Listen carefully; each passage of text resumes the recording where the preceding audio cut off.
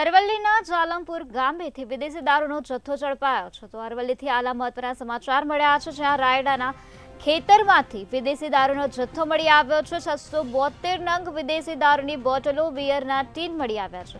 ધનસુરા પોલીસે ₹1,17,600નો મુદ્દામાલ જપ્ત કર્યો છે. તો બુટલેગર અલ્પેશ પરમાર સામે ગુનો નોંધવામાં આવ્યો છે અને આ સમગ્ર મામલે વધુ તપાસ હાથ ધરવામાં આવે છે. તો રાયડાના ખેતરમાંથી આ પ્રકારે વિદેશી દારૂનો જથ્થો ઝડપાયો છે, જેમાં 672 નંગ વિદેશી દારૂની બોટલ મળી આવી છે. આ સાથે બિયરના ટીન પણ મળી આવ્યા છે. તો અરવલ્લીના જાલમપુર ગામનો આ બનાવ છે, જ્યાં જાલમપુર ગામેથી રાયડાના ખેતરમાંથી વિદેશી દારૂનો જથ્થો ઝડપાયો છે. ધનસુરા પોલીસે ₹1,17,600નો મુદ્દામાલ જપ્ત કર્યો છે. આજ મુદ્દે વધુ માહિતી આપવા માટે આપણી સાથે સંવાદદાતા મહેશ જોડાઈ ગયા છે. જી મહેશ, અરવલ્લીના જાલમપુરા ગામેથી વિદેશી દારૂનો જથ્થો ઝડપાયો છે, શું છે વધુ વિગત?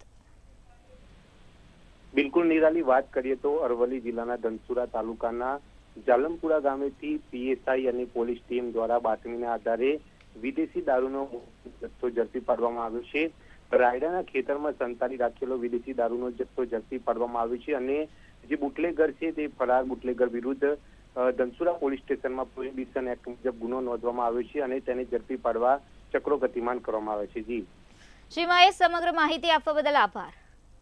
તો બુટલેગર અલ્પેશ પરમાર સામે ગુનો નોંધીને હાલ આ સમગ્ર મામલે વધુ કાર્યવાહી હાથ ધરવામાં આવે છે, જેમાં ધનસુરા પોલીસે ₹1,17,600નો મુદ્દામાલ કબજે કર્યો છે, તેમજ વધુ તપાસ હાથ ધરી છે. તો જાલમપુરા ગામના રાયડાના ખેતરમાંથી આ વિદેશી દારૂનો જથ્થો ઝડપાયો છે. 672 નંગ વિદેશી દારૂની બોટલો, આ સાથે બિયરના ટીન પણ મળી આવ્યા છે.